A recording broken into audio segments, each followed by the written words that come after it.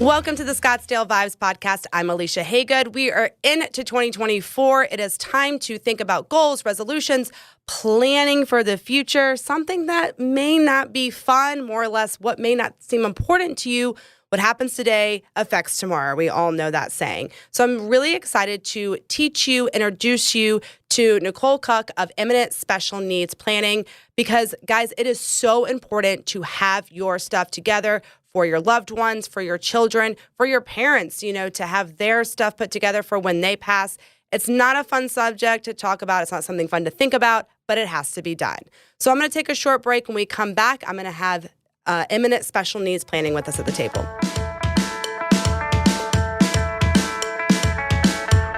When it comes to protecting you, your family, and all your assets, you need to have someone that you can trust. And that's Jeremy Mueller of State Farm Insurance.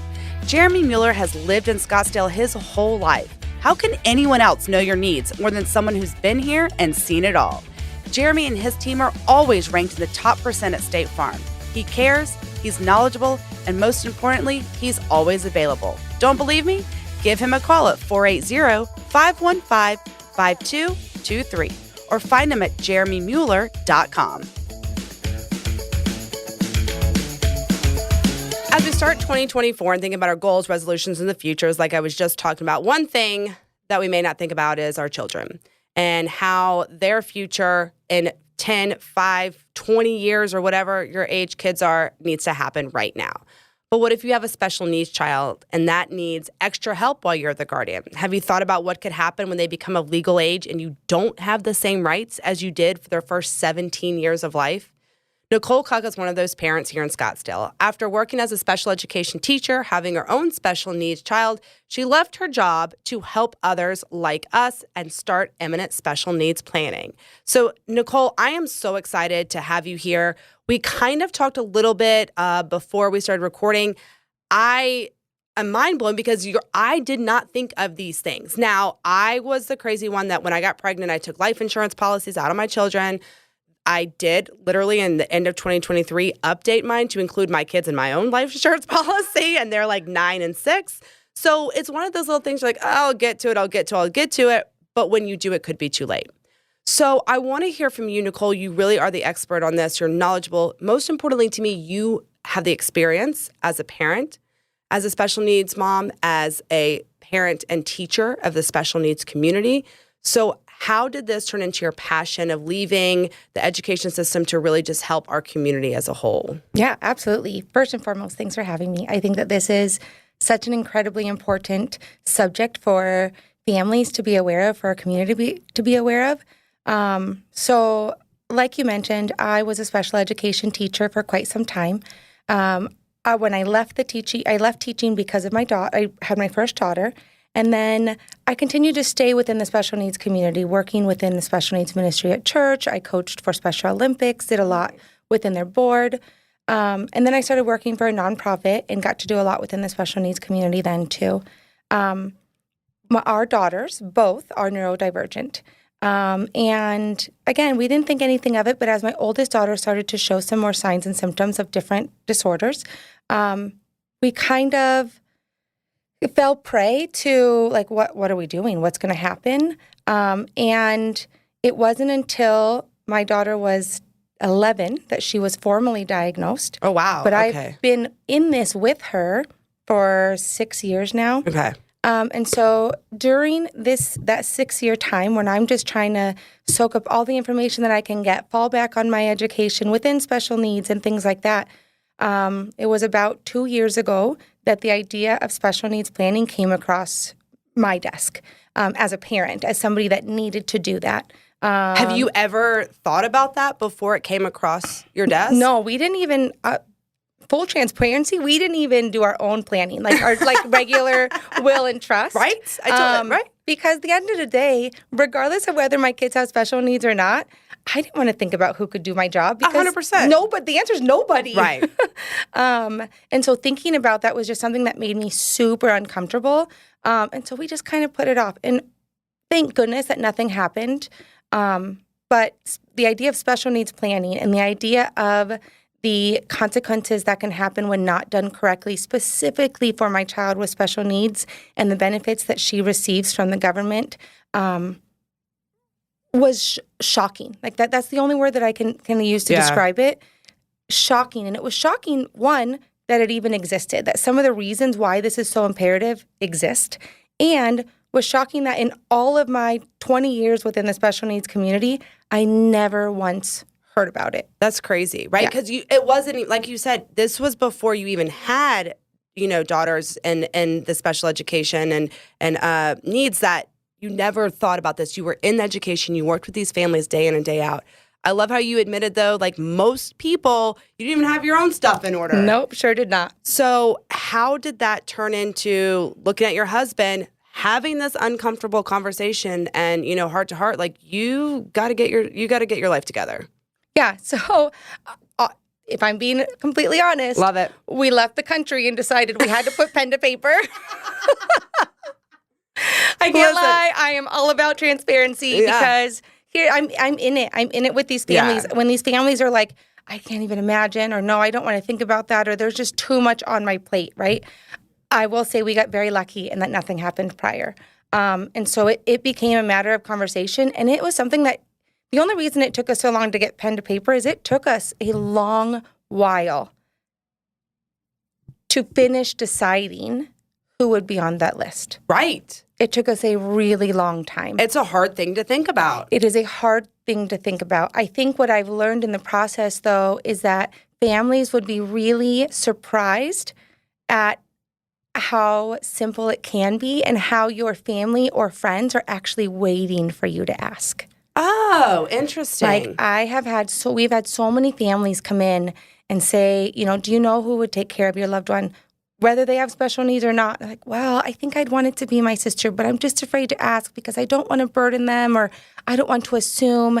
And then we say, well, why don't you ask? Worst case, they say no, and we come up with another list. And I would say 99% of the time they come back and their family member or their friend says, oh my gosh, it's about time. I was really hoping I'd make that list. Or, oh my goodness, I just assumed. Right? Like, I assumed that. That was my reaction. My sister and I both have children. Our kids are the same age, totally unplanned. It was a given that my sister was going to take our kids. My husband and I did not have a disagreement on that.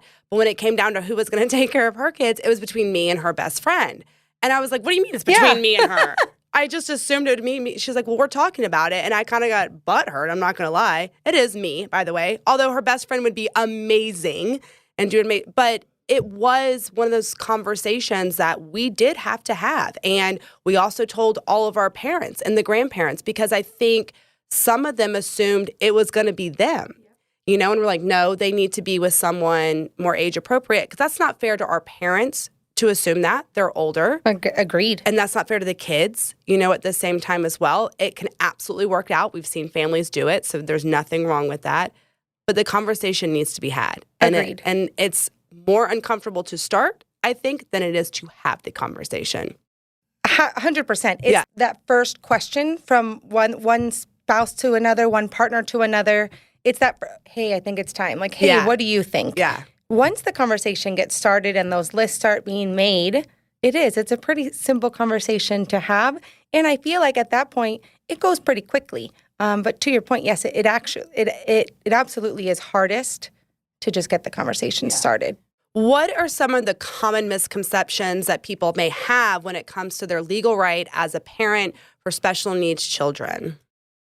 One of the biggest things that we see is that when an individual turns 18, especially depending on their ability levels and where they are, that a parent of a loved one with special needs or a child with special needs assumes that they're the only one able to take care of their loved one. And so why would that not be a case? Why would that not be the case?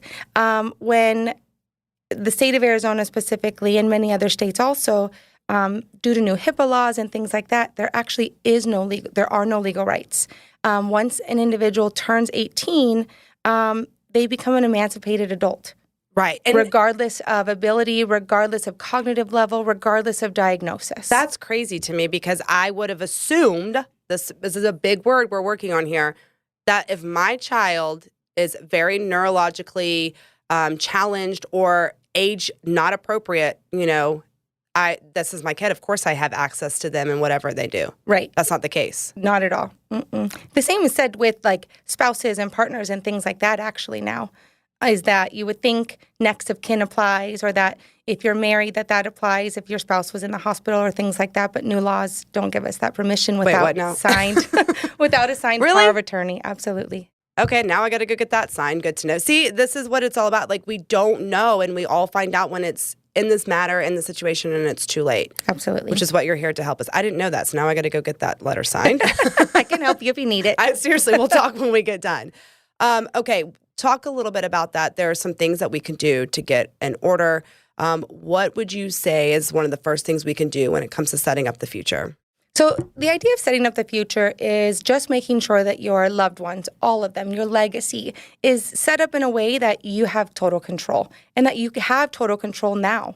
If you don't make a plan, the good news is that the state has a plan.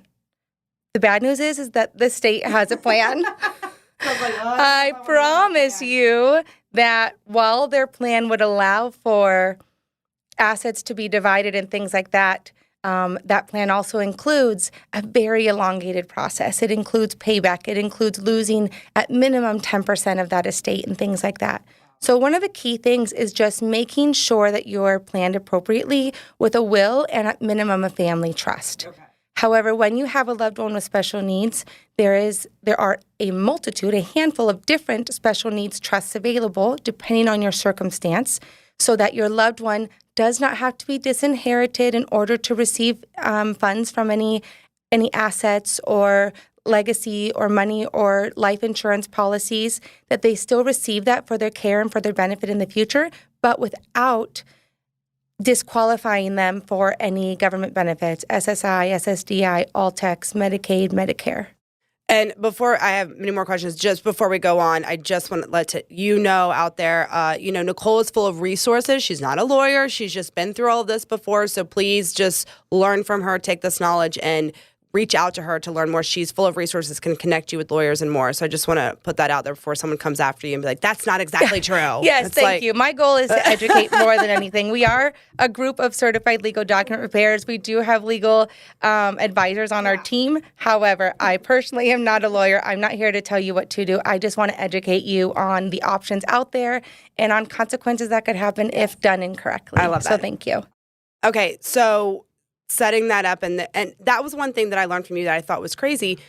Let's talk about if your child receives government benefits and then they are left a trust or financial, help, that affects their benefits, and then they have to pay back possibly. Yeah. Talk to me about this, because I think that's really messed up and I don't know a lot about it. But that's my personal opinion, of course. Absolutely. So the idea is when you qualify for different disability services, the individual receiving those benefits cannot have more than $2,000 to their name. However, there are different accounts and things like that the government provides that allow them to have money accessible to them. Okay. If an individual with special needs who is receiving some of those Medicare, Medicaid, SSDI, things like that, if they come across or they inherit money, let's say, then they become ineligible. The government then sees it as, oh, you don't need our help anymore. You have money. And what they now do is, for many families, they require payback for any healthcare services they may have provided for the time that you were given access to Medicare and Medicaid and All-Tex. Even though they didn't have that money when they were Correct. Receiving it. I mean, to be fair, I can understand if you receive, your parents win the lottery and, I can understand that. But to have to pay back what you received when you had no money, everyone wants $1 these days. I'll leave it at that. I mean, yes, I could soapbox that all day long. I'll leave it at that. So that's something that you can help us set up to make sure that doesn't happen, right? There Absolutely. Are accounts and stuff like that. There are different special needs trusts available, so that I think many people, the misconception is that, oh, well, I just will take my loved one with special needs out of my will and my trust. I won't put them in the family trust. I won't name them in my will, but then they're literally left nothing. Or I say, well, I'm not going to leave any money to them, so I'm just going to say, please leave this much to, let's say, my sister instead. And in my head, my sister's going to use it for my daughter with special needs. However, we all know how dirty money can get when it comes to coming across money, when it comes to within family dynamics and things like that. So the safest way to do it and make sure your loved one is to do a special needs trust so that that money is only accessible to be used on them. Let's talk a little bit more about this, what you're here for, Eminent Special Needs. You do classes, you educate, you have information. Tell me more about that, because this is really, it goes back to what you started off in your career, was just passion of helping students. You've now taken that passion just to help families. What does Eminent Special Needs really do for our community as a whole? Absolutely. Like I said, I think I was so taken aback by the fact that if somebody that was in the community for the last 20 years, had no idea about the importance of this, how are families that are just trying to keep their heads above water, how are they ever supposed to know? So I think that my natural desire and love for teaching kind of lent itself into Eminent Special Needs Planning. And my number one goal is to just educate as many people within the community as I can. Go out within the community of Scottsdale, the state of Arizona, and to just educate as many as I can. I think that it is incredibly important for people to understand and be aware of the things they don't know. Right, which is great. Tell me how you do that. You talked about you have estate planner lawyers, you have informational classes, pamphlets, and stuff like that. How do you do that for Eminent Special Needs Planning? So we go out and we partner with different organizations within the community, be it a school or another organization that works with the special needs community and families within it. And we go to different organizations and we provide educational workshops. That educational workshop comes at no cost, and it runs about an hour or so, and it allows us to just dump a bunch of information on families. Freak them out. It's not meant to scare them, but I will admit it does. That's where I sat 2 years ago, like, oh my goodness, what is going on right now? I know nothing. And then from there, we offer any family that is interested, whether they come to a workshop or not, to be completely honest, a complimentary initial consultation. So we want families to feel comfortable enough to come in and say, can you look at my family dynamics and tell me what to do next? Yeah. And so we are within the community, within the state. We also offer nationwide services to sit down with families and look at their specific needs, look at their loved ones, what benefits they get. We want to make sure also every individual with special needs is getting the full amount. There are a lot of families that aren't right. In 2023, it's $914 a month. It's going up to $943 in 2024. But there are lots of families that are like, well, I'm only getting $600 a month. And we ask, are you charging your loved one rent? Are you turning in this form? And it's a matter of just signing on a dotted line so that Social Security knows, and then they can give you that additional money. I love that. Yeah. So it's just helping people. Nicole, you really encompass what it means to be a part of the community, what it means to better the community, to help connect people and just do more for each other. So tell me where we can find out more information. Where can we get in touch with you? And I think the biggest thing is, like, what can we do for you as well, as much as you're doing for us? I appreciate that. Thank you. I think before I get to all of my contact, the one thing that I could ask the community as a whole is that if you ever come across anybody that works within the special needs community, that has a loved one with special needs, that you would ask them, have you done any planning? And whether their answer is yes or no, that you would say, hey, I heard of Eminent Special Needs Planning, you should contact them. It doesn't cost anything. We have a lot of families that come in and they've done estate planning. They've done their will and their trust, and then they come to us and they don't have a special needs trust. And so we make amendments to that. Or they come to us and they have it all, but they're missing their full government benefits. And on very rare occasions, I do have families that I can look at and say, this is incredible. Job well done.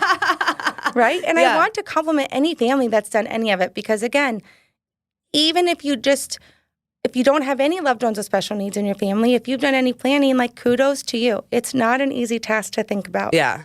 But the reality of it is you never know. 2 more questions.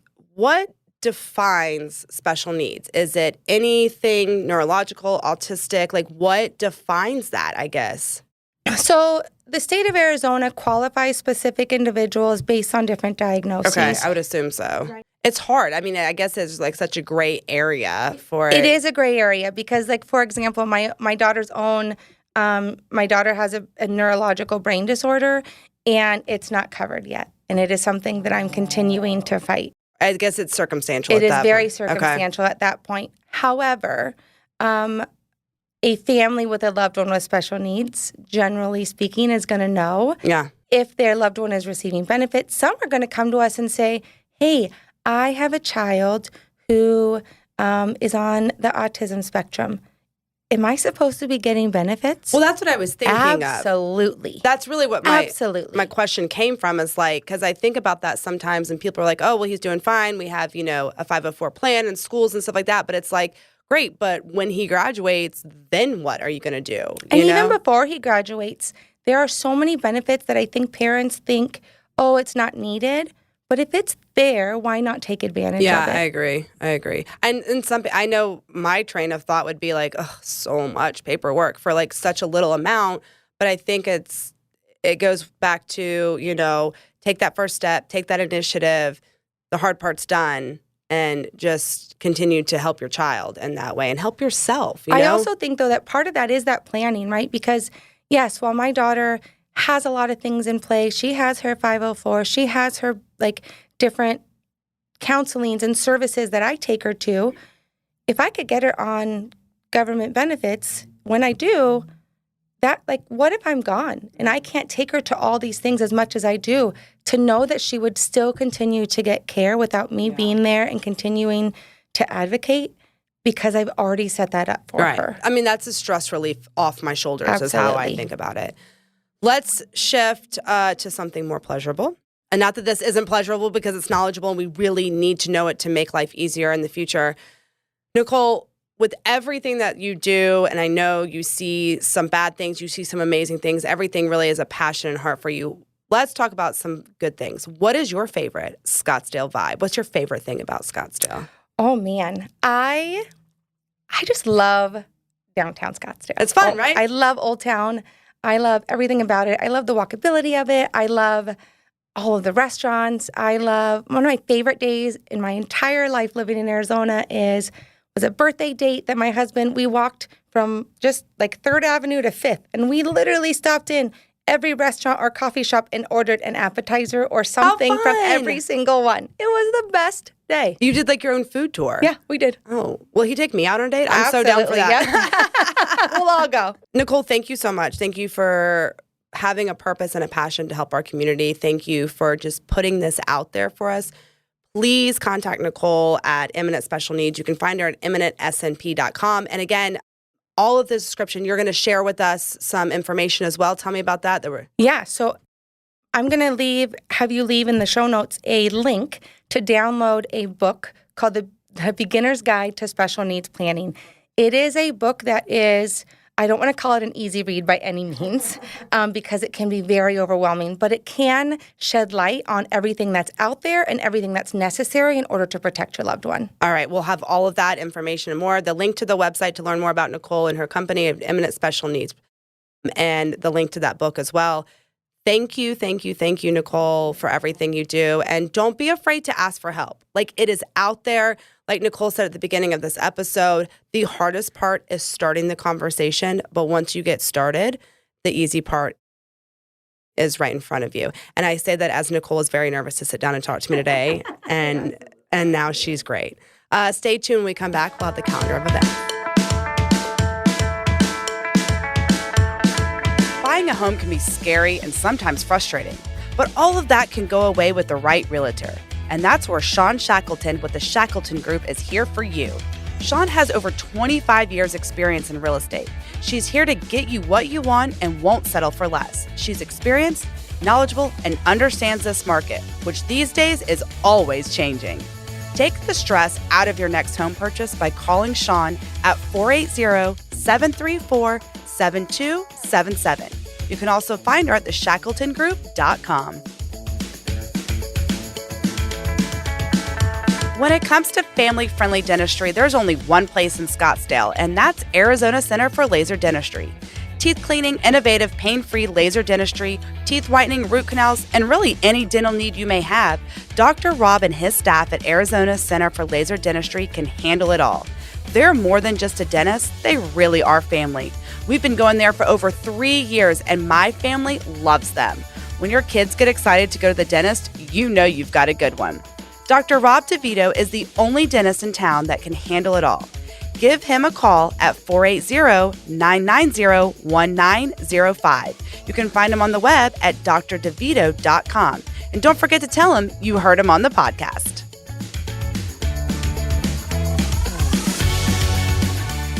The Blue Zones kickoff event is happening this Saturday, January 13th from 12 to 3 p.m. at the Scottsdale Civic Center. It is a family fun event where you get to learn what the Blue Zones is all about, the initiative, how to live a happier, healthier life, how to get involved, how to support this initiative, really just to put Scottsdale even more on the map. And if you want to learn more, don't forget to go check out the episode on December 19th with Sarah Kearney, who is in charge of the Blue Zone Scottsdale, and she would be more than happy to share information. And I know she'll be at the event on Saturday as well, so go check it out. For all you runners out there, nope, not me, the Rock and Roll Half Marathon is happening in Tempe this weekend. And for those of you not running, be sure to check out the link in the description of this episode to see the maps and where road closures and stuff is going to be. There is a kids run that I might do, but I'm not going to. We all know me. For you art lovers out there and artists, I actually love this event. The Arizona Fine Arts Expo starts this weekend. It's 2 months long. It's an opportunity for you to really see the artist in their natural environment, working, painting, sculpting, carving, creating, and it really just makes, to me, the art come to life when you get to see them do it. So go check it out. There's lots of fun things going on. So don't forget to subscribe to the podcast on your favorite podcast listening app. We are also on social media, on Instagram, Facebook, YouTube. You can check out the video episode of this. And don't forget that Scottsdale City Lifestyle is our sister publication. We're even more places to find out what's going on in Scottsdale. Have a wonderful week, Scottsdale. Keep vibing, and I'll see you around town.